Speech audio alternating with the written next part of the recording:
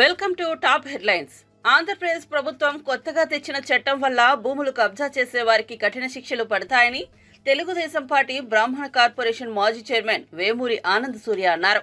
YCP ప్రభుత్వ హయాంలో విచ్చలవిడిగా పెరిగిపోయిన భూ కబ్జాదారుల దుర్మార్గాలను అడ్డుకోవడానికే కొత్త చట్టం వచ్చిందని తెలిపారు. కొత్తగా తెచ్చిన భూ దురాక్రమణ నిరోధక చట్టం ప్రకారం భూములు కబ్జా చేస్తే 10 నుంచి 14 సంవత్సరాలు జైలు శిక్షతో పాటు భారీ జరిమానాలు పడతాయి. అధికారులు ఎవరైనా దీనికి సహకరిస్తే వారి ఆస్తులు స్వాధీనం చేసుకోవడంతో పాటు 7 ఏళ్ల వరకు జైలు శిక్ష పడుతుందని హెచ్చరించారు. భూ కబ్జా పేరుతో భూ కబ్జా చేసినటువంటి విషయాన్ని ఈ సందర్భంగా నేను గుర్తు చేస్తా ఉన్నా. ఇటువంటి భూ కబ్జాకోరుల నుంచి కాపాడటానికి కూటమి ప్రభుత్వం 2024 భూ దురాక్రమణ నిరోధక బిల్లును తీసుకురావటం చాలా సంతోషదాయకం. ఆంధ్ర రాష్ట్ర ప్రజలకు ఆనందదాయకమని ఈ సందర్భంగా నేను తెలియజేస్తున్నా.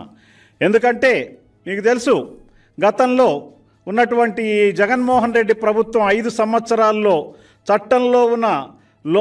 చట్టం అమలులో లేకపోవటం వల్ల తీసుకున్నటువంటి అనేక చర్యలతోటి మరి రాజకీయ నాయకులు, వైఎస్ఆర్ పార్టీ నాయకులు, మంత్రులు, ఎమ్మెల్యేలు ఒకరనేమిటి అందరూ కూడా పూర్తి స్థాయిలో కింద నుంచి ముఖ్యమంత్రి వరకు కూడా జగన్మోహన్ రెడ్డి హయాంలో పూర్తిగా ప్రజల భూములను భూ కబ్జా ద్వారా వాళ్ళు రాత్రి రికార్డులు మార్చి రిజిస్ట్రేషన్ చేసుకోవటాన్ని మనం తీవ్రంగా ఖండిస్తున్నాం. దాన్ని కంట్రోల్ చేయడానికి ఈ రోజున తీసుకునేటటువంటి భూ కబ్జా నిరోధక బిల్లు ఏదైతే ఉందో, భూ దురాక్రమణ నిరోధక బిల్లుని ఆంధ్ర రాష్ట్ర ప్రజలందరూ స్వాగతించి దీని మీద రాబోయేటటువంటి రోజుల్లో తీసుకునేటటువంటి అన్ని చర్యలు కూడా చాలా ఇబ్బందికరంగా ఉంటాయి. ఈ భూ కబ్జాకి పాల్పడిన వాళ్ళు ఎవరైనా ఉంటే వాళ్ళు భూ కబ్జాకు పాల్పడిన విషయాన్ని వాళ్ళు తెలుసుకుని వాళ్ళు వెంటనే సరెండర్ అయ్యారా, సరెండర్ కాకపోయినట్లయితే వారి మీద తగిన చర్యలు తీసుకోవడం జరుగుతుంది. అంతేకాకుండా రెవెన్యూ శాఖలో కొందరు అధికారులు మాజీ సైనికులు, స్వాతంత్ర సమరయోధులకు మరి ప్రభుత్వం ఈ కంపెనీలకు ఇచ్చినటువంటి భూములని రికార్డులను తారుమారు చేయటం ఎంత కరెక్టు? మరి దీనికి ముఖ్యంగా గతంలో వోక్స్ వ్యాగన్ ఊసెత్తితే ప్రపంచానికి గుర్తొచ్చేది ఆధునాతన పరిజ్ఞానంతో వచ్చిన కొత్త కారు. కానీ అక్కడ మనకు కనిపించేది బొత్స యొక్క రాజకీయ కుళ్ళు చరిత్ర, 11 కోట్ల భూ కుంభకోణం. ఇదేనా 11 కోట్ల? ఆనాడు 11 కోట్ల భూ కుంభకోణం, ఈనాడు 11 మంది ఎమ్మెల్యేల సహవాసం. ఇది చాలా అదో రకమైనటువంటి అవినాభావ సంబంధం కలిగినట్టు ఉన్నటువంటి విషయాన్ని ఆనాటి 11 కోట్ల భూ కుంభకోణం, ఈనాడు 11 మంది ఎమ్మెల్యేలు ఆ భూ కుంభకోణంలో భాగస్వాములు.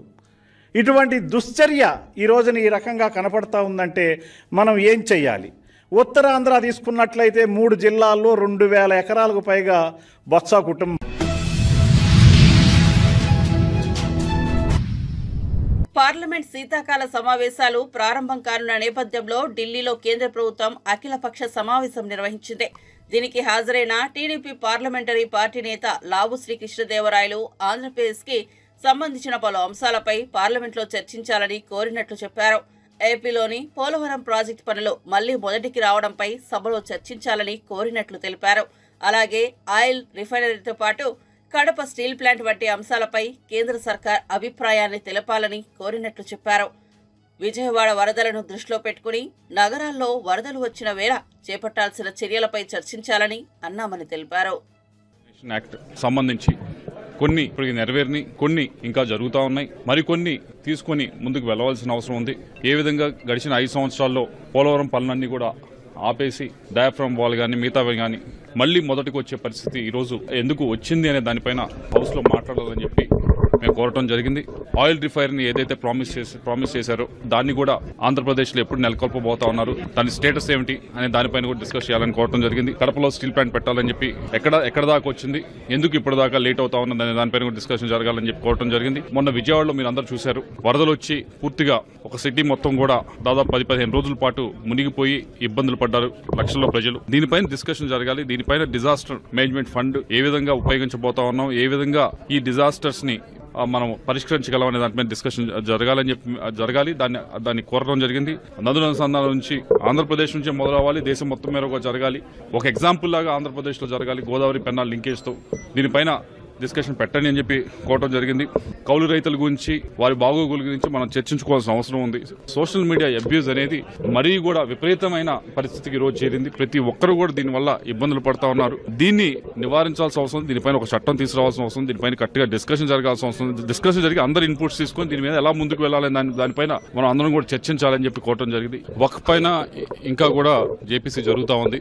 ముస్లిం సోదరిమణులు ఇస్తా ఉన్నారు ఇష్యూస్ అన్నింటినీ కూడా, వాటిని మేము జేపీసీలో పెట్టడం జరుగుతూ ఉంది. వారి మత విశ్వాసాలకు ఏటివైనా అగౌరవపరచకుండా మనం ఎలా ముందుకు తీసుకెళ్లాలనే దానిపైన ఆలోచించాలి, ఆ విధంగా ముందుకు వెళ్లాలని చెప్పి మేము జేపీసీలో కూడా చెప్పడం జరిగింది. వచ్చే 1-2.5 సంవత్సరాల్లోనే ఈ పోలవరం ప్రాజెక్ట్ ని మొట్టమొదటి నుంచి పోలవరం ప్రాజెక్టు ఏ హైట్ నైతే కోరుకుంటున్నారో ఆంధ్ర రాష్ట్ర ప్రజానికం ఆ హైట్ తగ్గినీయకుండా రీహాబిలిటేషన్ కూడా మొత్తం కేంద్ర ప్రభుత్వం డబ్బులు ఇచ్చి దాన్ని కూడా త్వరగా కంప్లీట్ చేయమని చెప్పేసి అడగడం జరిగింది.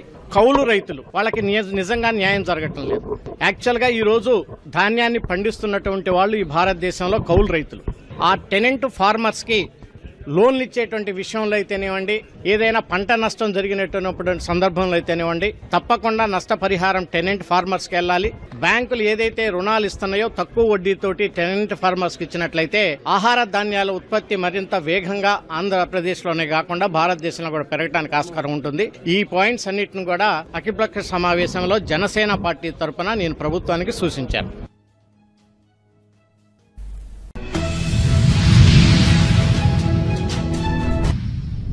అబద్దాలు ప్రచారం చేయడంలో సీఎం రేవంత్ రెడ్డికి డబుల్ పీహెచ్డీ ఇవ్వొచ్చని మాజీ మంత్రి హరీష్ రావు అన్నారు.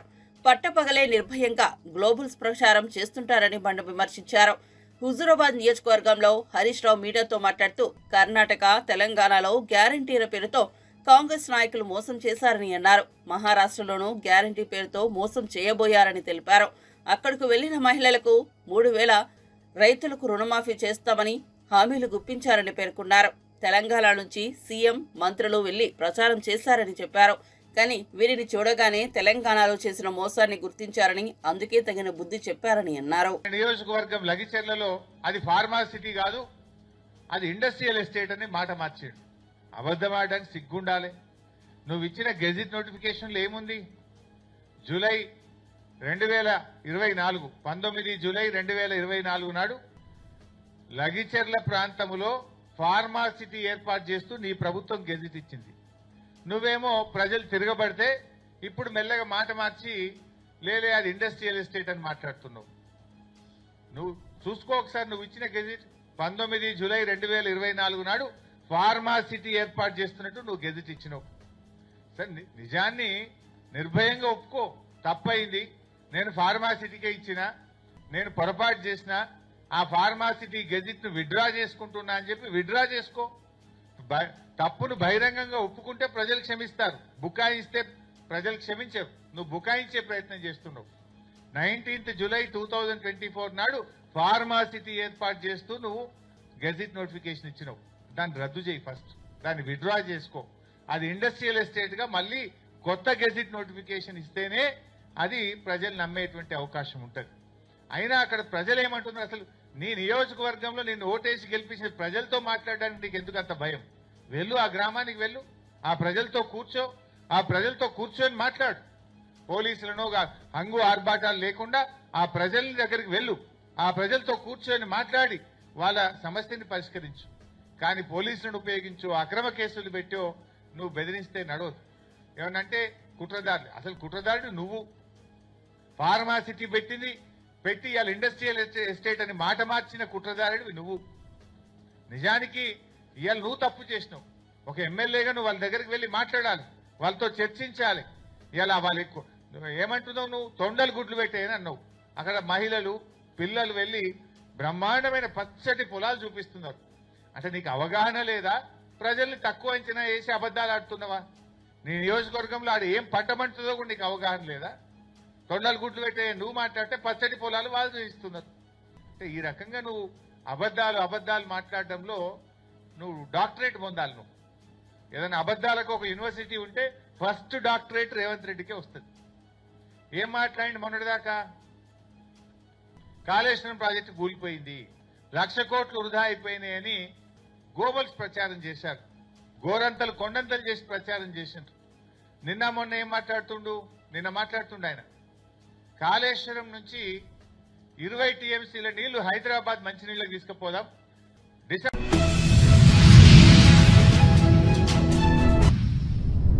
స్వార్థ ప్రయోజనంతో పచ్చి అబద్ధాన్ని నిజంలో ప్రచారం చేయడాన్ని ప్రజలెవరూ హర్షించరని, బాలినేని శ్రీనివాసరెడ్డి మంత్రిగా పనిచేసినప్పుడు ఇక్కడ ఎలా ఉంది అన్న విషయం ఆయనకు స్పష్టంగా తెలుసని వైఎస్ఆర్సీపీ రాష్ట్ర ప్రధాన కార్యదర్శి చెవిరెడ్డి భాస్కర్ రెడ్డి స్పష్టం చేశారు. గత 2 రోజులుగా మాజీ మంత్రి బాలినేని శ్రీనివాసరెడ్డి చేస్తున్న ఆరోపణలను చెవిరెడ్డి భాస్కర్ రెడ్డి తీవ్రంగా ఖండించారు. ఒంగోలులో వైఎస్ఆర్సీపీ కార్యాలయంలో పార్టీ రాష్ట్ర ప్రధాన కార్యదర్శి చెవిరెడ్డి భాస్కర్ రెడ్డి మీడియాతో మాట్లాడారు. తెలంగాణ ఫ్రీగా కూడా ఇవ్వడం లేదు అంటే ఆశ్చర్యం వేస్తుంది. మీరు మంత్రిగా ₹2.49 ఇంట్రెస్ట్ రేట్ ట్రాన్స్మిషన్తో కలిసి ఒక బ్రహ్మాండమైన ఒప్పందం జరిగి సంవత్సరానికి 3,700 కోట్ల రూపాయలు రాష్ట్రానికి ఆదాయం రావడం, నాణ్యమైన విద్యుత్తు, పగటిపూట విద్యుత్తు ఇచ్చేలాగా ఒక ఒప్పందం కుదిరితే నా పేరులో ఇంత మంచి ఒప్పందం జరిగిందని చెప్పాల్సింది పోయి అర్ధరాత్రుల్లో నా చేత సంతకాలు పెట్టించాలంటే నేను సంతకం పెట్టలేదు, సంబంధం లేకుండా క్యాబినెట్ అప్రూవ్ చేశారంటున్నారు. మీ ద్వారా అడుగుతున్నా వాసన్న ఒకటే చెప్పు. 2021 సెప్టెంబర్ 10వ తారీఖు మనకి సెక్యూ నుంచి ఒక లెటర్ వచ్చింది ప్రభుత్వానికి. ఆ మరుసటి రోజే క్యాబినెట్ ఉంది.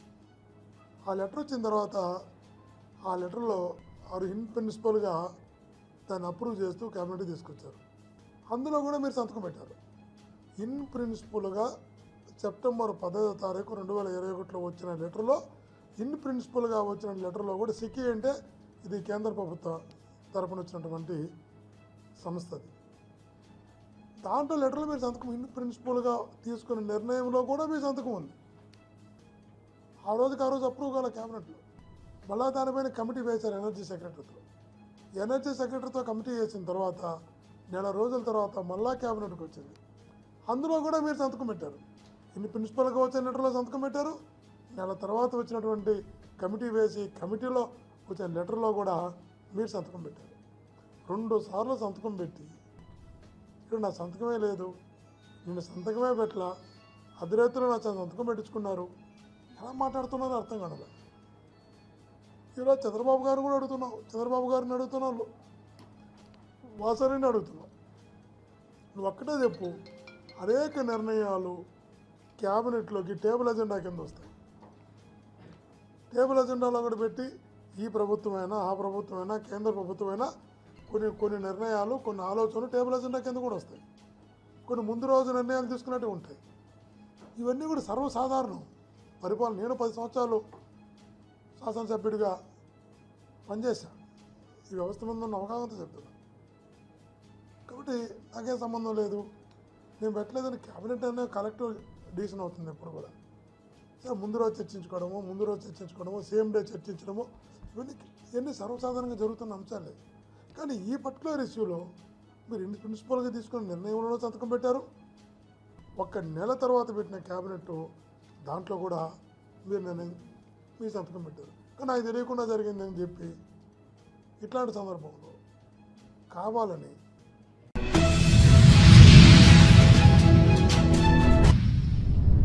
ఉద్యమ నేత బీఆర్ఎస్ అధినేత కేసీఆర్ స్ఫూర్తితో ఈ నెల 29న రాష్ట్రంలోని అన్ని జిల్లా కేంద్రాల్లో దీక్షా దివస్ కార్యక్రమాన్ని నిర్వహిస్తామని పార్టీ వర్కింగ్ ప్రెసిడెంట్ మాజీ మంత్రి కేటీఆర్ వెల్లడించారు.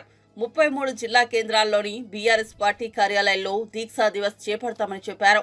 హైదరాబాద్ తెలంగాణ భవన్లో మాజీ మంత్రులు మహమూద్ అలీ, తలసాని శ్రీనివాస్ యాదవ్, పద్మారావు గౌడ్, వేముల ప్రశాంత్ రెడ్డి, ఎమ్మెల్యేలు ముఠా గోపాల్, కాలేరు వెంకటేష్, కేపీ వివేకానంద, పార్టీ నేత చల్మేడ లక్ష్మీ నరసింహారావుతో కలిసి కేటీఆర్ మీడియాతో మాట్లాడారు. తెలంగాణపై కేసీఆర్ చెరగని ముద్ర వేశారని, మళ్లీ ఆనాటి ఉద్యమాన్ని గుర్తు చేసుకుంటూ నాడు తెలంగాణ సమాజాన్ని ఐక్యం చేసిన సందర్భాన్ని స్మరించుకుంటూ ఆ ఉద్యమ స్ఫూర్తిని ప్రజల్లో మళ్లీ రగిలించేలా ఈ కార్యక్రమాన్ని చేపడతామని తెలిపారు.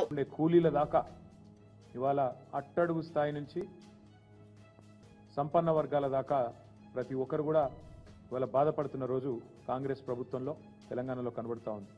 అందుకే ఈ దీక్షా దివస్ నుండి స్ఫూర్తి పొంది 15 ఏళ్ల కిందట కేసీఆర్ గారు ఎట్లయితే ఆనాడు తన సంకల్ప బలంతో అందరినీ కూడా ఒప్పించి మెప్పించి అందరినీ కలిపి ఏ రకంగానైతే ముందుకు పోయినామో అదే పద్ధతిలో కాంగ్రెస్ కబంధ హస్తాల నుండి 4 కోట్ల తెలంగాణ ప్రజలను కాపాడుకోవడానికి మరో సంకల్ప దీక్ష కూడా చేపట్టాల్సిన తరుణం ఆసన్నమైంది. ఆనాడైనా ఈనాడైనా ఏనాడైనా తెలంగాణకు పెద్దలు ప్రొఫెసర్ జయశంకర్ గారు ఎప్పుడు చెప్పేది స్వీయ రాజకీయ అస్తిత్వమే శ్రీరామ రక్ష అని చెప్పేది. ఈరోజు కేసీఆర్ గారి రూపంలో ప్రజలు తిరిగి మళ్ళీ ఒక్కసారి కేసీఆర్ గారి నాయకత్వాన్ని, ఆ పాలనను, ఆ పరిస్థితిని ఏదైతే తిరిగి కోరుకుంటా ఉన్నారో దానికోసం అందరం కూడా మా పార్టీ శ్రేణులు ఉద్యుక్తులై కలిసికట్టుగా ముందుకు పోవాల్సిన సందర్భం. 29 నవంబర్ మా అన్ని జిల్లా పార్టీ కార్యాలయాల్లో పెద్ద ఎత్తున దీక్షా దివస్ కార్యక్రమాన్ని నిర్వహించబోతా ఉన్నాం. 33 జిల్లా కేంద్రాలు అంతటా కూడా ఈ కార్యక్రమాన్ని ఘనంగా నిర్వహించాలని చెప్పి నిన్న కొంతమంది సీనియర్ నాయకులందరం కూడా సమావేశమైనాం. కేసీఆర్ గారి నాయకత్వం ఉద్యమంలో కానీ అదేవిధంగా పరిపాలనలో కానీ ఏదైతే ఒక చెరగని ముద్ర వేసిందో దాన్ని మళ్ళీ గుర్తు చేసుకుంటూ అక్కడి నుంచి స్ఫూర్తి పొంది మళ్ళొక్కసారి 2 జాతీయ పార్టీలకు బుద్ధి చెప్పే విధంగా కదం తొక్కుతాం. 29 నవంబర్ నాడు దీక్షా దివస్తో తెలంగాణ వ్యాప్తంగా మా పార్టీ శ్రేణులు ఎక్కడికక్కడ కదం తొక్కాలని చెప్పి కూడా విజ్ఞప్తి చేస్తూ ఈ కార్యక్రమానికి అన్ని జిల్లాలకు కూడా సీనియర్ నాయకులను ఇన్ఛార్జీలుగా నియమిస్తూ ఉన్నాం. ఎమ్మెల్సీలు ఉన్నారు, మాజీ ఎంపీలు ఉన్నారు, కొంతమంది ప్రస్తుత ఎంపీలు, సీనియర్ నాయకులు ఎవరెవరైతే ఉన్నారో వారందరి లిస్టు కూడా మీకు అందజేస్తాం. వారందరినీ ఇన్ఛార్జీలుగా నియమిస్తూ ఉన్నాం. వారు 26 తారీఖు నాడు ప్రతి జిల్లాలో కూడా జిల్లా ముఖ్య నాయకులు కార్యకర్తలతో అన్ని జిల్లాల్లో కూడా సమావేశాలు నిర్వహించడం జరుగుతుంది. 29 కార్యక్రమానికి దీక్షా దివస్కి సన్నాహక సమావేశం 26 నాడు ప్రతి జిల్లాలో కూడా జరుగుతుంది. దాని తదనంతరం 27, 28 కార్యక్రమాలు కూడా చేసుకొని 29 నాడు దీక్షా దివస్ని ఘనంగా నిర్వహించబోతా ఉన్నాం. ఎక్కడైతే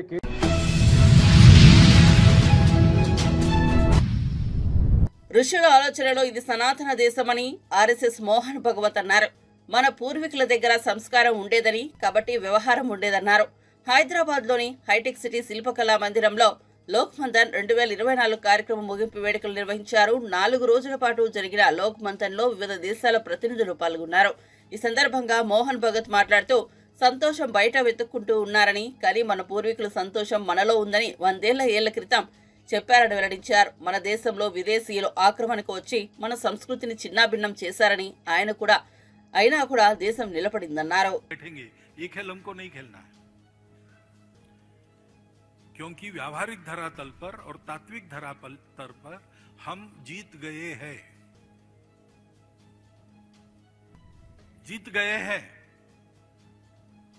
हारने के बाद भी हार दिखानी नहीं है, इसलिए गाली देना बहुत होता है।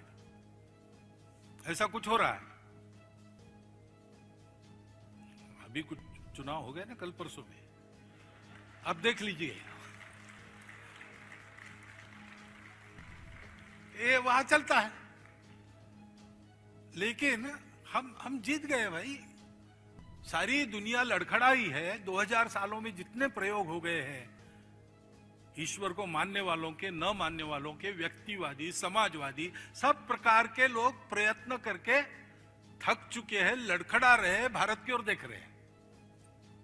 हमको क्यों उन प्रश्नों के जवाब देने हैं? उनके ग्राउंड में जाकर थोड़ी कबड्डी खेलनी है उनके नियमों से। हमको अपने ग्राउंड में दुनिया को लाना है।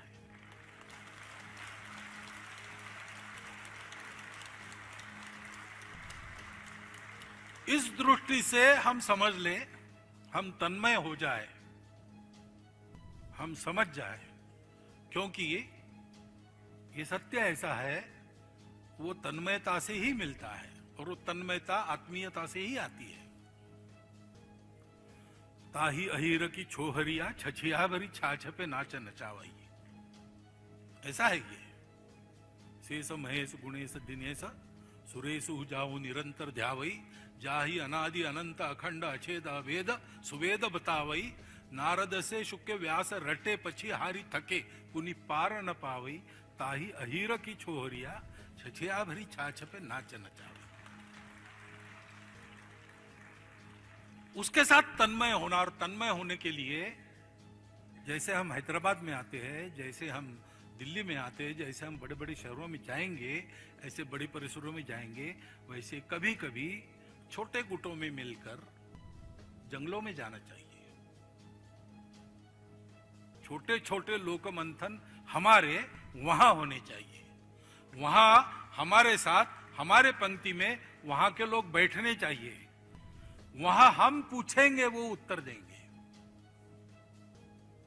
उन्हीं को पूछना, श्रद्धा से पूछना, श्रद्धया प्रणिपाते न परिप्रश्ने न सेवया। लोग को समझना है, लोगों में जाना पड़ेगा। है कर्म प्रवण लोग है, वो तो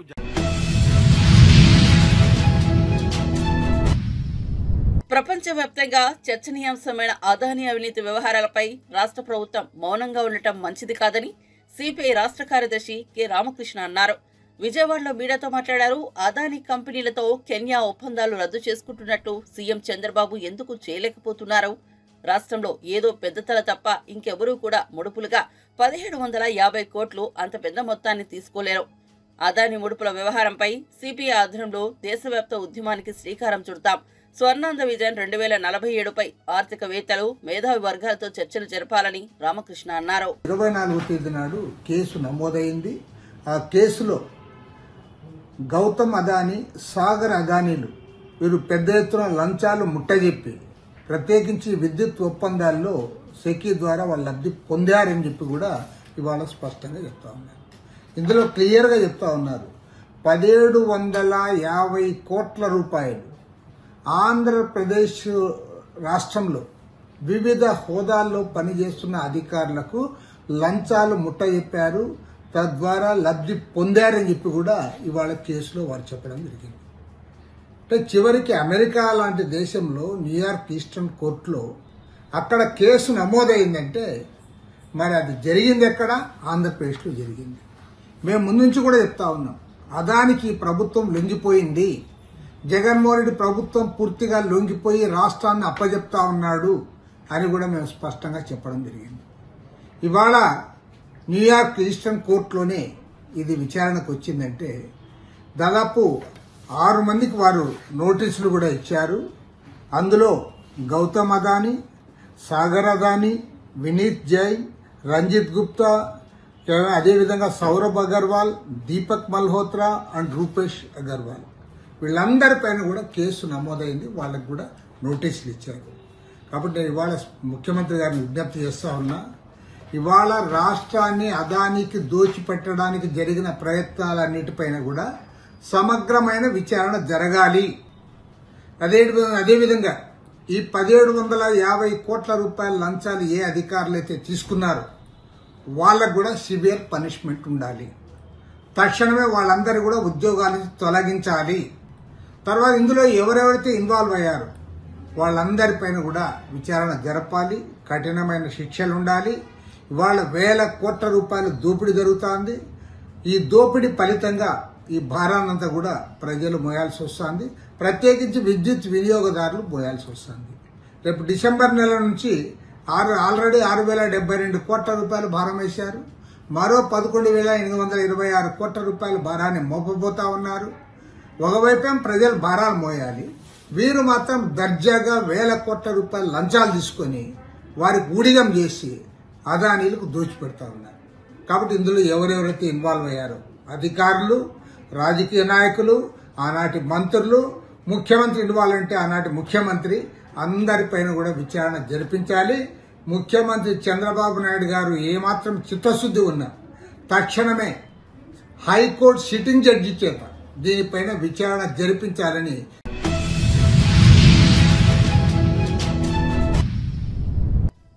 కొండారెడ్డిపల్లి మాజీ సర్పంచ్ పాంకుంట్ల సాయిరెడ్డి మృతి కేసులో సీఎం సోదరులపై పీడీ యాక్ట్ నమోదు చేయాలని బీఆర్ఎస్ రాష్ట్ర ప్రధాన కార్యదర్శి ఆర్ఎస్ ప్రవీణ్ కుమార్ డిమాండ్ చేశారు. సాయిరెడ్డి సూసైడ్ నోట్ పక్కన పెట్టి సీఎం రేవంత్ రెడ్డి సోదరులపై ఈగ వాలకుండా కొమ్ము కాస్తున్న పోలీసులపై డీసీపీకి ఫిర్యాదు చేస్తామని పేర్కొన్నారు. నాగర్ కర్నూలు జిల్లా కల్వకుర్తి ప్రభుత్వ కమ్యూనిటీ దవాఖానా మార్చురీలో సాయిరెడ్డి భౌతిక కాయం వద్ద ఆయన నివాళులర్పించారు. బాధిత కుటుంబ సభ్యులను పరామర్శించి ధైర్యం చెప్పారు. అనంతరం దవాఖానాలో ఆవరణలో ఆర్ఎస్ ప్రవీణ్ కుమార్ మీడియాతో మాట్లాడుతూ సీఎం సోదరుల తీరుతో అవమాన భారానికి గురై సాయిరెడ్డి ఆత్మహత్య చేసుకుంటున్నట్లు తెలిపారు. 5 సంవత్సరాల వృద్ధుడు, సీనియర్ నాయకుడిగా పేరొందిన వ్యక్తి, 15 సంవత్సరాలు నిరంతరాయంగా సర్పంచ్గా పనిచేసిన వ్యక్తి, సీనియర్ సిటిజన్, ముఖ్యమంత్రి ఆయన అన్నలు తమ్ముళ్ళ పేరు రాసి మరీ సూసైడ్ చేసుకున్నాడు. చాలా చాలా బాధాకరమైన విషయం. అదే బాధాకరం అంటే దాని తర్వాత మరి పోలీసులు వ్యవహరించిన తీరు, పోలీసులు ఎఫ్ఐఆర్ రిజిస్టర్ చేసిన తీరు, అందులో కీలకమైన సెక్షన్ 108 BNS అనే సెక్షన్ డ్రాప్ చేసిన తీరు చూస్తుంటే నాకైతే చాలా ఆశ్చర్యంగా ఉన్నది. మరి నేను కూడా ఈ పోలీస్ శాఖలో పనిచేసిన, కానీ పోలీసులు ఈ విధంగా వ్యవహరిస్తారని అనుకోలేదు. మరి మీరు ముఖ్యమంత్రి, హోంమంత్రి ఇద్దరూ రేవంత్ రెడ్డి అనేందుకు భయపడుతున్నారా? లేకపోతే మరి సీఎం రేవంత్ రెడ్డి బ్రదర్స్ వాళ్ళు ఎంతమంది ఉన్నారో వాళ్ళందరూ కూడా రాజ్యాంగేతర శక్తులుగా వ్యవహరిస్తూ మరి పోలీసులను కూడా తమ గుప్పిట్లో పెట్టుకొని వాళ్ళు ఆడిందే పాడిందే పాటగా నడుస్తున్నందుకు మరి మీరు భయపడుతున్నారా? ఎందుకు మరి మీరు 108 BNS పెట్టలేదో మీరు రాష్ట్ర ప్రజలకు వివరించాలి. మీరు ఎఫ్ఐఆర్ సోమోటో ఎందుకు చేయలేదు? పోలీస్ ఆఫీసర్లు అడిగితేనేమో ఫ్యామిలీ మెంబర్స్ కంప్లైంట్ ఇవ్వలేదని, వాళ్ళు ఇవ్వకపోయినా కూడా కేసు సోమోటో రిజిస్టర్ చేయాలి కదా. అంటే సాయిరెడ్డికి ఒక న్యాయం, రేవంత్ రెడ్డి బ్రదర్స్ మీద సోషల్ మీడియాలో వచ్చే వరకు వాళ్ళకు ఒక న్యాయం. సో ఇది పూర్తిగా బీఆర్ఎస్ పార్టీ ఖండిస్తున్నది. రేవంత్ రెడ్డి గారు మీరు అర్జెంటుగా గద్దె దిగాలి. మీ పేరే ఈ సూసైడ్ నోట్లో వచ్చింది. ఒక వృద్ధుడు, 85 సంవత్సరాల వృద్ధుడు, మీ పేరే మీ బ్రదర్స్ పేరు రాసిండు. వాళ్ళిద్దరి మీద కూడా పీడీ యాక్ట్ పెట్టాలి. తప్పకుండా ముఖ్యమంత్రి మీద కూడా ఈ కార్యవాహి చేయాలని చెప్పి డిమాండ్ చేస్తూ నేను తెలంగాణ డీజీపీ గారిని డిమాండ్ చేస్తున్నాను. ఎందుకంటే హోంమంత్రి, ముఖ్యమంత్రి ఒకటే, ఆయన పేరు పెట్టే మృతుడు చచ్చిపోయాడు. ఇక హోంమంత్రి, ముఖ్యమంత్రి పేరే సూసైడ్ నోట్ ఉన్నప్పుడు ఇక ముఖ్యమంత్రి గారిని లేకపోతే హోంమంత్రి గారిని అడిగే లాభం లేదు. మేము డీజీపీ గారిని డిమాండ్ చేస్తున్నాం, మీరు అర్జెంటుగా 108 BNS యాడ్ చేయండి. మృతుడికి ఆ హక్కున్నది. ఆయన ఈరోజు సజీవంగా లేకపోయినా ఆయన స్వదస్తూరితోని ఒక సూసైడ్ నోట్ రాసిండు. ఆ సూసైడ్ నోటు ఆయనదో కాదో మీరు ముందు సెక్షన్ యాడ్ చేసిన తర్వాత అప్పుడు ఇన్వెస్టిగేట్ చేయండి. అంటే వాళ్ళకేమో రేవంత్ రెడ్డి బ్రదర్స్కి ఒక న్యాయము, పేదోళ్ళకేమో ఇంకొక న్యాయం.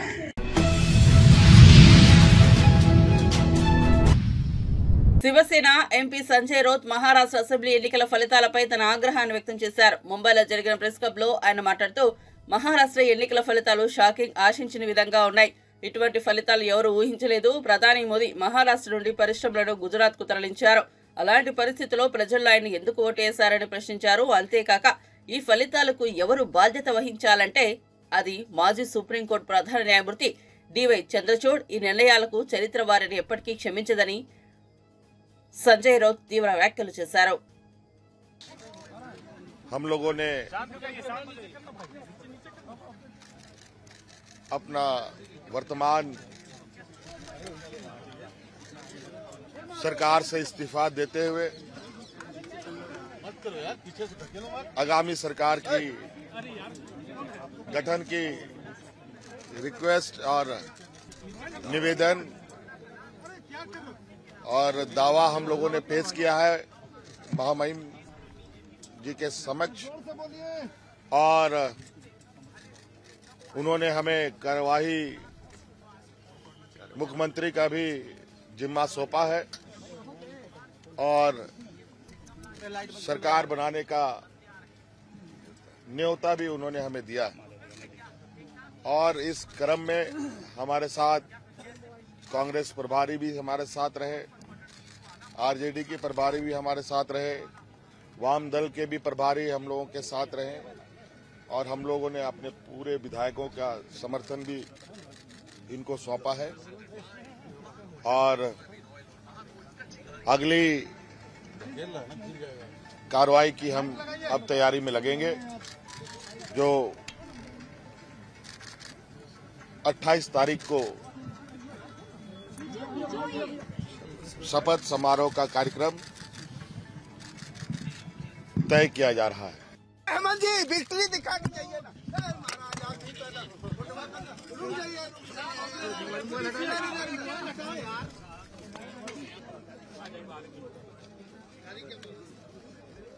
आप बना